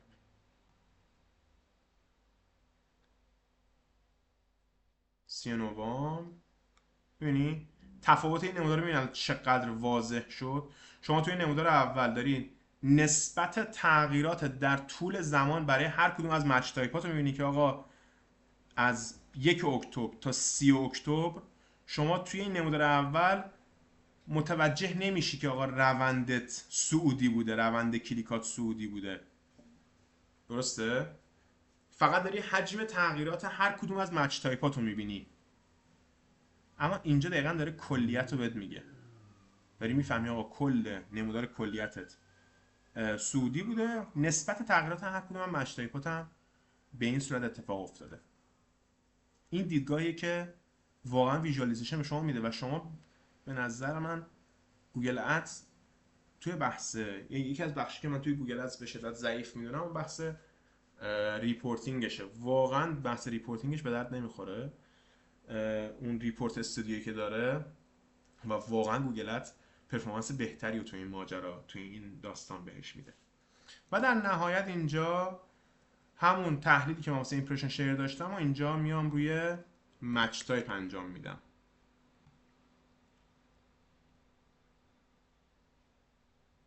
درست، اینم میارم روی مچ تایپ انجام میدم. خیلی به ما کمک میکنه، مخصوصا رو اکانت های سنگین. دیدی که به من میده چیه؟ من مچ تایپ مثلا میذارم کلیک. البته اینو خواستم بذارم ایمپرشن تاپ و ابسولوت تاپ. فرض کنید تاپ. اینم سرچ ایمپرشن شیر دیگه. سرچ ایمپرشن شیر به تفکیک مچ تایپ، اینم تاپ به تفکیک مچ تایپ. حالا شما اینجا میتونی فیلتر بزنی، مثلا فقط اگزکت رو ببینی که این نمودار برات قابل تحلیل تر و شفاف تر باشه. این کارو میتونی بکنی. ولی این دو تا نمودار هم خیلی ترکیبش ترکیب درست و مناسبیه واسه تحلیل و خیلی میتونه به شما کمک کنه و دید خوبی بهتون بده، از بابت اینکه واقعا در طول زمان برای مچ تایپاتون داره چه اتفاقی میفته. قطعا شما همتون توی این تحلیل‌ها بودین و فقط من صرفا میخواستم دیدگاه‌های مختلف تحلیل رو توی این سناریو به شما بگم که چه جوری میتونید ببینید و بازنگری کنید کمپیناتون رو، هم به صورت کلی هم به تفکیک کمپینای سرچتون. همین رویکرد رو من برای کمپینای ویدیویی استفاده میکنم، همین رویکرد رو برای پرفورمنس مکس استفاده میکنم. به عنوان مثال اگه بخوام بتونم دیدگاه بدم، اگه من بخوام کمپین پرفورمنس مکس یا کمپین های نمایشی رو تحلیل کنم و ببینم آقا چقدر از ترافیکش رو ایران اومده، قطعا از نمودارهای مپ استفاده میکنم توی این سناریو. میام یه نمودار مپی رو میذارم و میبینم که آقا بیشتر حجم ترافیک از کدوم کشور یا شهر اومده. اون موقع قطعا یک چیزی که توی چک لیستم می‌نویسم که آقا حتما تنظیمات کمپین رو چک کن، مخصوصا لوکیشن تارگتینگش. این خیلی میتونه کمک کننده باشه. میگم این رویکردها رو ما همه میچینیم برای اینکه زمانی که با تعداد اکانت های زیادی برخورد میکنیم و حجمشون هم بزرگه، بتونیم توی زمان کمتری تحلیل درست و مناسب تری روشون داشته باشیم. اینم از صفحه دوم گزارش ما. صفحه اول به همون صورتی که دیدیم ساختیمش و صفحه دوم هم ساختیم. شما الان دیگه رویکرد دارید. حالا با این رویکرد میتونید اون چیزی که براتون اهمیت داره روی گوگل ادز رو به تصویر بکشید و واقعیتش رو بخواین. حالا بحث مثلا دیتا بلند هم هست، اما من اصلا اینجا هدفم این نبود که بخوام برم وارد بحثای ساخت دیتا بلند و این داستانا بشم، و هدف این بود که رویکرد استفاده درست مدیریت ارزیابی و رویکردهای بهینه‌سازی برای گوگل ادز رو توی کمترین زمان ممکن. زمان خیلی مهمه.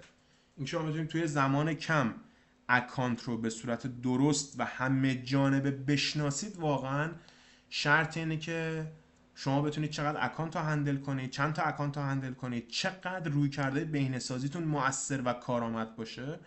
و من توی تجربه کاریم این سولوشنی بوده که برای من جواب داده. حالا ممکنه واسه یک نفر دیگه جواب نده و بگه آقا من رو خود کمپین خیلی روی خود اکانت بدون که اصلا اینا رو ببینم خیلی راحت‌تر با این ساختار ذهنی میتونم کار ببرم جلو. خونم دمش گرم و دست مریضات داره. ولی این سولوشن برای من همیشه جوابگو بوده و من به هر کسی هم گفتم تونسته ازش نتیجه بگیره و دیدگاهش رو نسبت به ارزیابی و پیدا کردن نقطه درد اکانت با ویژوالیزیشن پیدا کنه. قطعاً که این نقطه شروعیه برای اینکه شما برید روی خود کمپین و خیلی چیزای متفاوتی رو ببینید.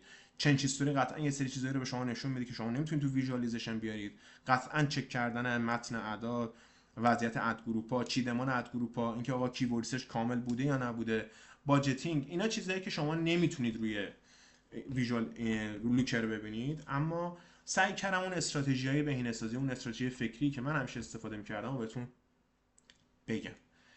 اینم از اینجا و جلسه امروزمون تا اینجا به اتمام میرسیم. جلسه آخر بود، یعنی در مجموع فکر میکنم 3 ساعت و نیم شد. 2 ساعت و نیم هفته، 2 ساعت هفته پیش شد، 1 ساعت هم امروز، در مجموع 3 ساعت. دم شما گرم، دم شما گرم. من یه سوال میتونم بپرسم؟ بله حتما سوال جان. در مورد کمپین پی مکس به چه منواله؟ یعنی آیا بر اونها گزارشی به جزئی تر رو هم شما مثلا مد نظر داری یا نه، یا همون صفحه اول برای کمپین پی مکس صرفاً کفایت میکنه؟ ببین پی مکس راستش بخوای یه گزارشی که آورده و هنوز، یعنی من هفته پیش یه تحلیلی می‌خواستم روی پی مکس انجام بدم، برام مهم بود که گزارش چنل پرفورمنسش رو روی لوکر بیارم، اما هنوز لوکر چیز نداده. هنوز لوکر دایمنشن های چنل پرفورمنس و چنل دیستریبیوشن رو نداده روی پی مکس. خب یعنی شما از طریق لوکر نمیتونی به این نقطه برسی که ترافیک و چجوری بین چنلاش و مدیوماش تقسیم کرده. همچین دایمنشنی رو هنوز نداده لوکر، درست؟ اما شما میتونی از گزارش چنل پرفورمنس مکس، اونجایی که نشون میده آقا تفکیک چقدر از هر اینونتوری گوگل ترافیک آورده، چقدر از یوتیوب بوده، چقدر از دیسکاور بوده، چقدر از دیسپلی بوده، اسکرول کنی بیای پایین همون دیتای ویژوال رو به صورت تیبل هم برات گذاشته. دقیقاً اونجا برات نوشته که آقا چقدر ترافیکت برای چیز بوده، چقدر ترافیکت برای سرچ بوده. قشنگ جدولی برات اون ویژوال رو درست میکنه.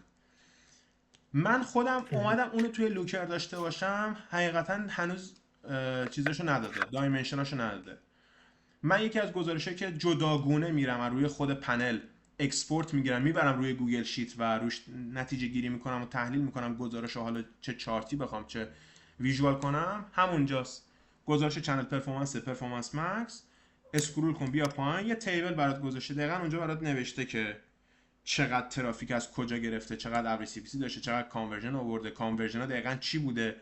و خب خیلی جا شما میخواین اینو پرزنت کنین، مثلا اون اکانتی که حجم کاست بالایی رو پرفورمنس مکس داره، من از اون روی کرد تا الان استفاده کردم و چیز جدیدی پیدا نکردم. اونو ازش یه خروجی شیت میگیرم میبرم روی شیت و اونجا دیگه بقیه کارهای اداریشو میکنم، یا همونجا روش ریپورت میسازم یا وصلش میکنم به لوکر، روی لوکر ریپورتاشو میسازم.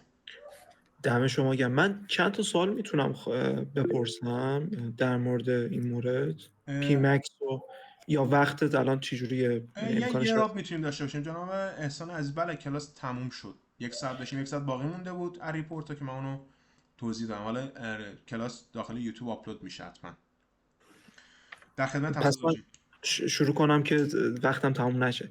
آره. نکته که وجود داره اینه که پی مکس به نظر بحث اسید گروپش وصل کردن ارزم موضوع شما که اودینس سرچ ترمایی که بهش میدیم یا هر چیز دیگه که فکر میکنی برای مثلا بهینه سازی کمپین پی مکس میتونه کمک بکنه، خیلی دوست داشتم از زبون شما بشنوم این مواردو که چیا میتونه کمک کننده باشه. علاوه بر این مواردی بهت گفتم، یه نکته در مورد اودینس بگم. به نظرت اودینس چه نوع اودینسی رو از سمت بیزینس بهش وارد بکنیم بهتره؟ مثلا که اگر سایت ما ای کامرسی باشه، آیا یا مثلا ساین اپ داشته باشه ولی مثلا اونور خریدم داشته باشه، یعنی انتهای فانل خرید اونم داریم، اودینس خرید رو به پی مکس وارد کنیم بهتره یا اودینس KYC رو بهش وصل کنیم بهتره؟ منظور KYC چیه؟ صادق جان. یعنی OTP رو پر کنه دیگه، مثلا شماره تماسش و اینها رو بده. ببین کاملا اودینس بستگی به استراتژی خودت داره صادق جان. مهم. شما یه جا پرفورمنس مکس رو استفاده میکنی واسه یه فروشگاه ای کامرسی، مهم. خب اونجا فرم قطعا نمیای سر جمع کردن فرم پی مکس بچینی. چرا؟ چون کانورژن اصلیت اینی که یوزرت بیاد از تو در نهایت بخره. خب درسته. اونجا با فرم برات اهمیتی نداره اونقدر که اصلا چند نفر فرم اصلا. چرا؟ چون اون چیزی که KPI اصلی کمپین تو اینی که تو چقدر تونستی با گوگل ادز بایر جرنی تو پر کنی، فانل فروش تو چقدر تونستی پر کنی.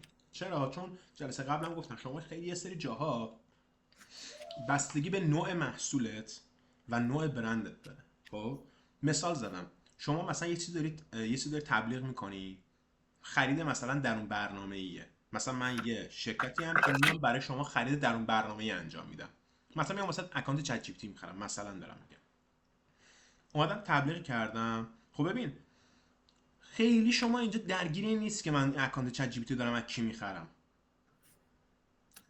خب میای یا اصلا من میذارم پرچیس هم میذارم، یعنی اون کانورژن پی مکس هم میذارم پرچیس.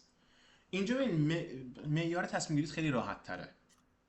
خب میای و کلیک میکنی و میای میزنی میبینی جواب میده. اما یه وقتی نه، مثلا من دارم چرم رو تبلیغ میکنم یا یک پروداکتی رو دارم تبلیغ میکنم که هم گرونه، هم من خوب برندینگ نداشتم، همین که دلیلی نداره یوزر با یه بار دیدنش، با چند بار اصلا با ریتارگت کردنش مستقیم بیاد خرید بزنه از طریق اون کمپین. ببین الان حرف ما اینه که آیا اون کانورژنی که من گذاشتم خرید نهایی، پرفورمنس مکس روی خرید نهایی چجوری عمل میکنه. من الان اکانت دارم کلا داره با 2 تا پی مکس روزی 400 تا خرید میده، خیلی هم اوکیه، هم کاست به کانورژنش اوکیه، هم حجم خریدش اوکیه، همه چیش درسته. دقیقاً هم گلش پرچیس نهاییه، درست، و داره جواب میده، مشکلی هم نداره. اما یه جایی هست میبینی که آقا به خاطر همه این دلایلی که بهت گفتم شما میذاری پرچیس اما اتفاق نمیفته پرچیست و اصلا پی مکس نمیتونه ترافیک بگیره. خب قطعا من اونجا برام مهمه که ترافیک تمیز بیاره. ببین پرفورمنس مکس دلیل منیجش چرا سخته، شما نمیتونی لوکیشن تارگت کنی اما برات مهمه که ترافیک مرتبط بیاره. پی مکس چجوری ترافیک مرتبط میاره؟ زمانی که شما اون کانورژنی که روش میذاری کانورژن نباشه که همینطوری اتفاق بیفته. همینطوری چه میدونم دسته یه بچه نخوره روی دکمه تماس، اون یه دونه تماس بشوره. متوجه صحبتم میشی؟ به عنوان مثال دارم میگم، شما یه ای کامرس داشته باشی، کانورژن پی مکس رو بذاری اد تو کارت، یوزر برای اینکه تا مرحله اد تو کارت برسه، قطعا اون یوزر ایرانیه دیگه، درسته؟ بله چون بله محصولتو دیده، اصلا میفهمه سایت چیه. همینجوری شانسی نبوده یهو دستش بخوره سایت باز شه، بخواد بیاد بیرون، حالا یه بار دیگه دستش بخوره روی دکمه تماسه. متوجه صحبتم میشی؟ کاملا. خب پس این تضمین کننده ترافیکته. حالا من چیکار میکنم؟ یه گزارش فانل میسازم. گزارش فانل چه کمکی بهم میکنه؟ اینکه ببینم آقا جون این یوزرایی که من دارم جذب میکنم تو کجای فانلو، این مدیاهای پی پی سی من یوزر رو تا کجای فانل داره میاره پایین. پرفورمنس مکس هم از این قاعده مستثنا نیست. من میگم آقا جون این کمپین پیمپمکس رو دارم تحلیل میکنم، گل نهاییش میذارم اد تو کارت، میبینم که داره حجم اد تو کارتمو برده بالا، اما باز کماکان نرخ ریزش بین اد تو کارت و خرید نهایی من مثلا همون عددیه که بوده، تکون نخورده، یا مثلا یه ذره در حد 1-2% بهتر شده. اینجا قدم بعدی من چیه؟ میگم آقا پرفورمنس مکس داره کارشو درست میکنه، داره یوزر منو تا اون نقطه از بایر جرنی میاره تو، داره فانلمو تا اون نقطه پر میکنه. مشکل من از اد تو کارت تا خریده. حالا اینو چند تا روی کرد داره. شما میری چیکار میکنی؟ میری اون یه تیکر آدینس تعریف میکنی، یه آدینس مجزا میذاری. خب حالا اگه اینجا یه ای کامرس باشی، پروداکت متفاوت داشته باشی، من چی بهت میگم؟ میگم ببین برو به تفکیک پروداکت کاتگوریات آدینس بساز. خب و اون استپ فانل تو روش آدینس بساز، یعنی یوزر هایی که سشن استارتشون با این پروداکت کاتگوری خاص بوده و تا اد تو کارت اومدن اما پرچیس نکردن، این خودش میشه یه آدینس. حالا اگه پروداکت کاتگوری داری که خیلی برات مهمن و برات اهمیت داره که بتونی اونا رو ریتش رو ببری بالاتر، بیشتر بفروشی ازشون، میاد تو اولویت قرار میگیره بنک آدینس بسازی. حالا این آدینس رو من چیکار میکنم؟ میبرم میذارم توی دیسپلی، یا میبرم میذارم روی دیمنژن. چرا؟ چون پی مکس فقط اون آدینس رو تارگت نمیکنه، در واقع شما داری بهش سیگنال میدی. اگه من اینجا برام مهمه که همون آدینس رو تارگت کنم، میبرم رو دیسپلی پیاده سازیش میکنم. یعنی میگم آقا پروداکت کاتگوری موبایل، یوزرایی که اومدن محصولات موبایلی چیز کردن، سشن استارتشون با پروداکت کاتگوری موبایل بوده، یا حالا اینطور بگم بهتره، به هر روشی که تو بتونی اون دسته از پروداکتاتو جداگونه داخل آدینس تعریف کنی. متوجه صحبتم شدی سادا جان؟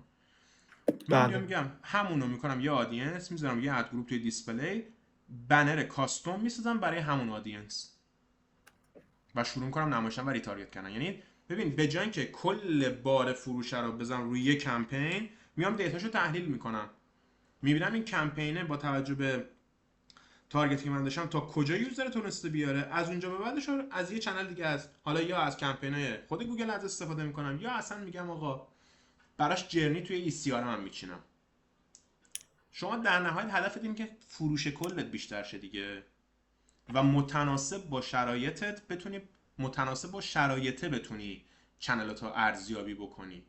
توی این سناریویی که گفتم، من اگه بیام ببینم آقا پرفورمنس مکس من تا اون ایونت اد تو کارت خوب یوزر آورده و واقعا هم حجم اد تو کارتیان و یوزراش بیشتر شده، قطعا من این سناریو رو در ادامهش میچینم که بتونه مکمل اون باشه، بتونه کمک اون بکنه که در نهایت یوزرها رو تبدیل کنه و بخره. این برای ای کامرسی. برای لید بیس هم من گفتم تنها در شرایطی از پرفورمنس مکس برای تماس و واتساپ استفاده میکنم که پشتش یه دونه ای سی آر ام، مثلا میگم ای سی آر ام، پشتش یه سی آر ام داشته باشم، پشتش یه هاب اسپات داشته باشم، پشتش یه دونه چه میدونم مثلا یه سی آر امی داشته باشم. چرا؟ که دقیقاً متوجه بشم آقا لیدی که از کمپین پرفورمنس مکس من اومده آیا در نهایت منجر به قرارداد با من شده، آیا در نهایت منجر به کلاینت شده برای من یا نه. چون شما کاملا وقتی چون شما وقتی یه پرفورمنس مکس رو روی چیز میچینید، تماس و واتساپ یا چیزی که راحت اتفاق میفته، باز فرم خیلی بهتره. میبندی کمپین رو اون، اینو میبینی که آقا از فردا کال سنتر داره میگه آقا این چیزی که من دارم میگیرم اصلا نامرتبط، اصلا به درد نمیخوره لیده، اصلا پیامی که تو واتساپ برای من ارسال میشه اصلا چه میدونم عربیه، این چیزی که خیلی میشنوی اگه این کارو بکنی. پس من اینجا این سناریو در نظر میگیرم اصلا سمت اونا نرو با پی مکس. چرا مثلا ما تو کیس ما ایرانی‌ها، نه حالا تو کشور دیگه، تو کشور دیگه شما میتونید آپشن لوکیشن تارگتینگ رو داری، این بحث پرید، این بحث نامرتبط بودن لیدهای ورودی خیلی به مراتب کمتر میشه، درسته؟ بله. اما توی ایران چون شما نمیتونی تارگت مستقیم بکنی، همچین مشکلاتی برات به وجود میاد. پس اینکه این مشکل جلوشو بگیری، این سولوشنی که من میدم. پس من برای اینکه کامل خودم بگم که درست فهمیدم یا نه از صحبت شما، یه خلاصه بگم این بود که پس هر اودینسی رو من به اسید گروپ پی مکس هم وارد نمی کنم، یعنی مثلا آل یوزر ورودی به سایتم از هر کانال تبلیغات دیگه وارد نمی کنم چون اودینس کثیفیه. میرم اون اودینسی که مرتبط تره با اون تارگتی که من بر پی مکس هم قرار دادم اونو وارد میکنم بهش. ببین ساداش، و من گفتم همچنین آدینس آل یوزر کسی. ببین تیکه اول صحبتتو من نگفتم. ببین آها. تو به من چی گفت؟ سوال تو چی بود؟ گفتی تو ای کامرس چی جوریه؟ من سوالی که جوابی که بهت دادم بحث ای کامرسی بود. گفتم شما میری بر اساس نوع کانورژن که روی پی مکس گذاشتی تحلیل میکنی که آقا این ترافیکی که پی مکس آورده تا کجای فانلت اومده. حالا شما میخوای نرخ تبدیل اینو ببری بالاتر دیگه. چرا؟ چون فهمیدی به هر دلیلی رفتار خرید یوزر شما تک مرحله‌ای نیست، میاد و به هر دلیلی وسطای مراحل خرید ترک میکنه و میره. اما شما هزینه کردین یوزر رو تا اون نقطه آوردی، درسته؟ پس بله. اینجا برای اینکه اونو به خرید برسونی قطعا به فکر ریتارگت میافتی دیگه. برای اینکه اون یوزری که تا اون نقطه رو ریتارگت کنی، بیا روش ریتارگت دیسپلی بچین. چرا؟ چون دیسپلی واقعا همون یوزره رو فقط تارگت میکنه. حالا اگه شما داری ای کامرسی ران میکنی و پروداکت کاتگوری های متفاوتی داری، بهتره که این سناریوی ریتارگت رو به تفکیک پروداکت کاتگوریات بذاری. چرا؟ چون میتونی بنرهای کاستوم تر بدی، میتونی متن اد متفاوت بنویسی. دقیقاً همون سناریویی که شما وقتی میخوای یه ای کامرس رو کمپین استرچش رو بشینی، همون رو روی دیسپلی پیاده میکنی، فقط ریتارگت. تا اینجا درست؟ بله. بله. تو خیلی سناریو هم هست آقا اصلا شما صرفا میخوای یه بنر جنرالی رو به کل آدینسات نمایش بدی. الان کمپین یلدا میخوای مثلا اجرا کنی، بری سر وقت پی مکس، میخوای کل یوزراتو با این آفر یلداییت تارگت کنی، اینجا آدینس آل یوزرتو میدی، درست؟ و حالا در مورد بست پرکتیس آدینس که گفتی، ببین خود گوگل چی میگه؟ شما چند نوع آدینس میتونی داشته باشی. یک، یور دیتا، هر آدینسی که از سمت GA4 بیاد، یا هر آدینسی که خودت توی پنل گوگل ادز تعریف کرده باشی. این میتونه میتونه چیز باشه، میتونه کاستوم آدینس باشه که شما توی کاستوم آدینس میتونی بهش دامین بدی و همینطور لینک اپ بدی. آقا یوزرها که روی این دامین میرن و یا روی این لینک اپ کلیک میکنن. درسته. درست؟ میتونی کاستوم آدینس داشته باشی، میتونی کاستوم لیست داشته باشی. فرض کن من یه لیست ایمیل دارم، میخوام فقط رو اون اد برم. اینجا میای به عنوان کاستومر مچ لیست یه دونه یه دونه CSV درست میکنی، اینو آپلود میکنی توی پنلت از بخش کاستوم، از بخش آدینس ها، درست؟ این هم بله. یه روی کرده دیگه. خود بست پرکتیس خود چیز چی میگه؟ میگه آقا هر آن چیزی که میتونه درک منو از نیازت و اون آدینسی که میخوای تارگت کنی درک منو بیشتر میکنه بهم بده. حالا یه بخشیش با سرچ تمه، یه بخشیش با آدینسه. حالا این آدینس ها یا میتونه آدینس خودت باشه که از GA4 میاد، یا روی خود گوگل ادز تعریف میکنی، یا میتونه آدینس افینیتی مارکتت باشه، یا میتونه کاستوم آدینست باشه. خب کاملا گرفتم. اینجا به استراتژی تو برمیگره، تو کیو میخوای تارگت کنی، تو هدفت از لانچ کردن این پی مکس چیه. من الان خودم اگه بخوام دیمنجن رو بیارم تو بازی و بخوام لایه اورنس یوزرهای مرتبطمو بیشتر کنم، تمرکزم میذارم رو اون دیمنجن دیسکاوریه. چرا؟ یه پی مکس ران میکنم، میرم گزارششو تحلیل میکنم، میبینم آقا این پی مکس یه بخشی از حجم ورودیش رو دیسکاور بوده. خب یکی از قدمایی که برمیدارم این که آقا اون بر اساس این تحلیل من میرم یه دونه دیمنجن میسازم، یه اد گروپ میزنم، فقط دیسکاوری رو انتخاب میکنم، آدینسش رو فقط میذارم افینیتی مارکت هایی که مرتبط با بیزینس منن. میدونم آقا این فقط به یوزر ایرانی مرتبط نمایش میده. گرفتی؟ اینطوری استراتژیشو تغییر میدم. دقیقاً. یه سوال بپرسم در مورد این موضوع. من دقیقاً همین کار کردم برای یه کمپین پی مکسم خب و دیدم آره دیسکاور چقدر خوب داره جواب میده براش و اینها. خب و اومدم یه کمپین دیسکاوری با همون فرمونی که شما فرمودی، بحث این که 99% بیاد روی ایران، خب کار کردم و اودینسش از همون GA4 رفتم اینترستد کاربرایی که از همون خرید کردن اون سشن اولویت تو در آوردی، در واقع در آوردی. آره کیریتش رو در آوردم، همه اینا رو گذاشتم. ولی مثلا نسبت به هزینه و کانورژنی که برام مینداخت خیلی پایین تر از اون پی مکسه بود. یعنی پی مکسه خیلی خفن تر تونسته بود کار رو جمع بکنه تا دیسکاور به صورت تنها. نکته حالا اینه که استراتژی شما من اشتباه بود جانم. نکته چیه؟ آیا شما رفتی پرفورمنس، یعنی شما رفتی عملکرد پرفورمنس مکس تو روی دیسکاور ارزیابی کردی و با دیسکاوری دیمنجنت مقایسه کردی، یا نه رفتی کل پرفورمنس مکس تو دیدی و با دیسکاور مقایسه کردی؟ اگه این کارو من کردی این روی کار چنل اشتباه. پرفورمنس دیگه، نه چنل پرفورمنس رو نگاه کردم دیدم آها کاست شری که گرفته دیسکاور مثلا 500 لیر بوده، ولی مثلا اینقدر تعداد برای من مثلا ساین اپ یعنی آورد. عملکرد پرفورمنس مکس روی دیسکاور بهتر از عملکرد دیمنجن روی دیسکاور بوده. اینو میخوای بگی دیگه، درسته؟ دقیقاً. نکتهش اینه که اصلا کار پرفورمنس مکس همینه. میگه آقا من یوزر تو رو جایی که فکر میکنم میتونه کانورچن نشون میدم. درست؟ این درست. پوینت یک. پوینت دو، دیمنجنی که جدی بید استراتژیش چی بوده؟ مکسیموس کلیک بوده یا مکسیموس کانورژن بوده؟ مکسیمایز کلیک بود با بید کم. خب دیگه اینو یه تست کردم، یه تست دیگه هم با مکسیمایز کانورژن انجام دادم. یه مکسیمایز کلیک رو ایران 99% تعداد کلیک بالا، خوب، عالی. بعدش دیدم که نه، بر من کانورژن نمیاره. یعنی حتی کانورژن پلتفرمینگ که میگه که اوکی من کانورژن نهایی رو من تارگت قرار نمیدم، حالا این آره. میانه اگه چیز باشه من بهت نشون میدم، اونم مثلا صفر بود تعدادش. اصلا بعد اومدم آره نمیگیره. شما توی اون سناریو اگه دیمنجن چیدی اصلا هدفت کانورژن نباشه، چون دیمنجن حتی با این سناریویی که تو رفتی خب حتی با این آره سناریویی که تو رفتی هدفت کانورژن مستقیم از دیمنجن نباشه، چون این بهت نمیده اینو.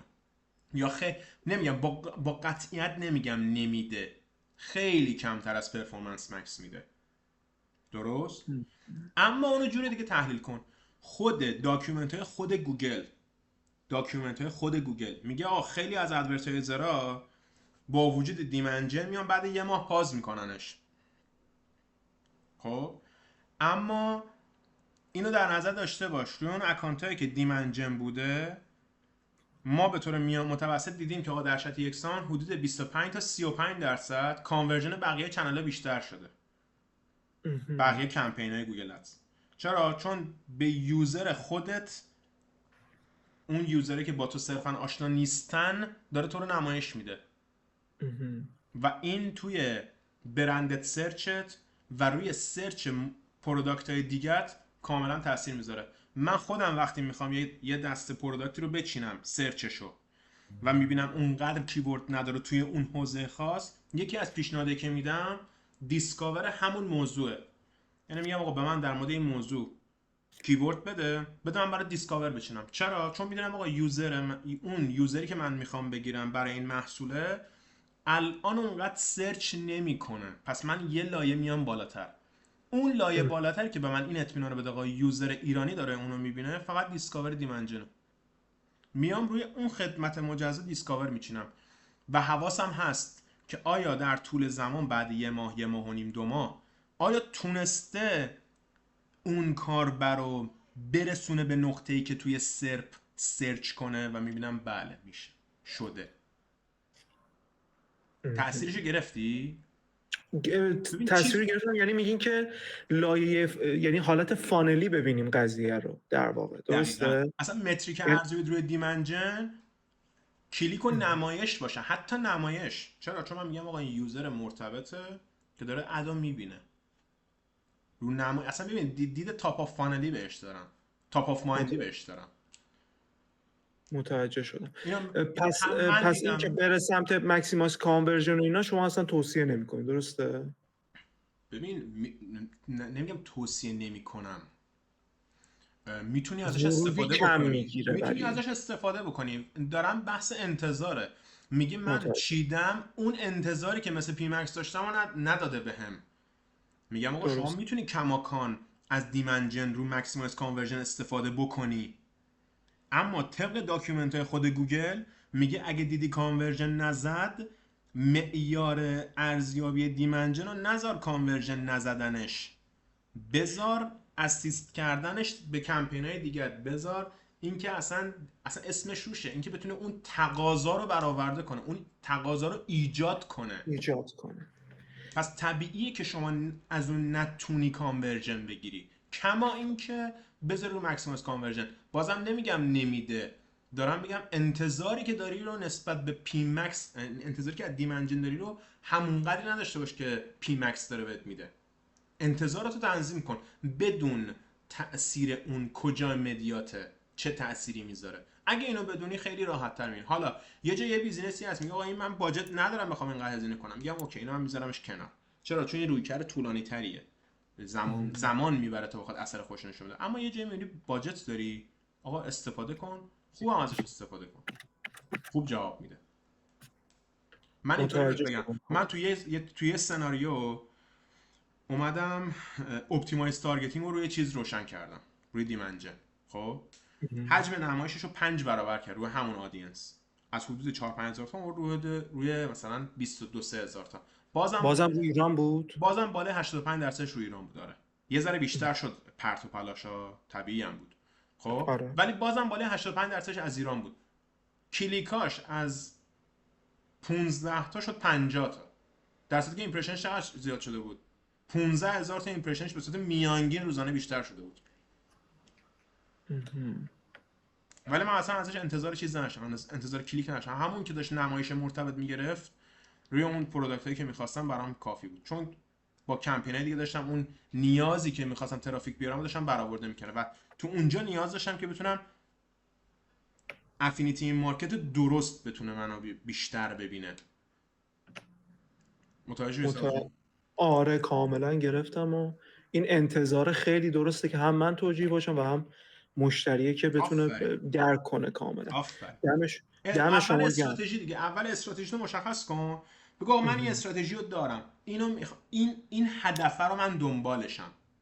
ابزارش چیه؟ من میگم ابزارش این کمپین تایپ خاصه با این تنظیم. میگی اوکی KPIش چی باشه که من وقتی به اون رسیدم بگم آقا دان درست انجامش دادم؟ میگم KPIش این سه تا قلمه. یعنی هم هدف تو اول مشخص کن که چی میخوای به چی میخوای برسی، و هم که KPI درستشو. این دوتا رو مشخص کنی، هم برای خودت شفافه، هم برای کارفرما شفافه. و وقتی اینو اول داستان میگی، آخر داستان کسی نمیاد بهت بگه آها این تیکه از بودجمون هدر شد. کس این جمله رو دیگه نمیشنوی. چرا؟ چون از همون اول مشخص کردی انتظاراتو، هدفتو مشخص کردی، انتظاراتو مشخص کردی، گفتی آقا متناسب با این انتظار این ابزارشه. دیگه میدونن چرا چی رو استفاده کردی.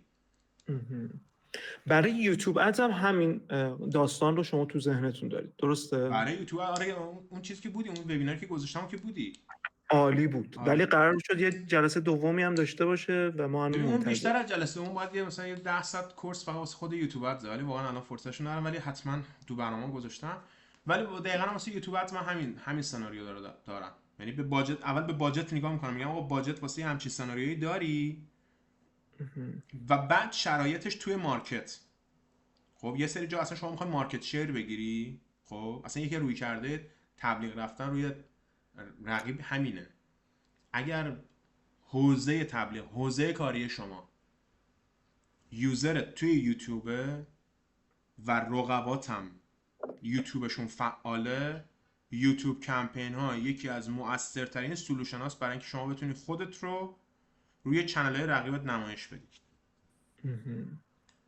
چیزی که خیلی ها شاید سراغش نرن، ولی من خیلی خوب ازش استفاده میکنم. یا مثلا شما میخوای چه میدونم شما از اودینس اون یوتیوب هم استفاده میکنی، درسته؟ یعنی مثلا رو دیسپلی اونا ریتارگت میکنی؟ آره، ببین میتونی بچینی چیزی و نشدنی نیست. پلیسمنتی کاملا کار میکنی، درسته؟ چی؟ روی یوتیوب روی یوتیوب پلیسمنتی کار میکنی. برای اون سناریویی که گفتم برا داره. اگه من بخوام فقط روی یه چنل خاص نمایش بگم، پلیسمنت باید باشه فقط، چیز دیگه جوابگو نیستش. خیلی عالی بود، دم شما گرم. سلامت باشی. خیلی خیلی لطف کردی. خیلی مخلصیم. ان شاءالله که به کار بیاد و خسته هم نباشین. عالی بود، ممنون دم از شما همگی. گرم. شب خوبی داشته شبتون بخیر. باشین. خسته نباشین. همچنین، یا علی، خدا خداحافظ. نگهدار. خداحافظ.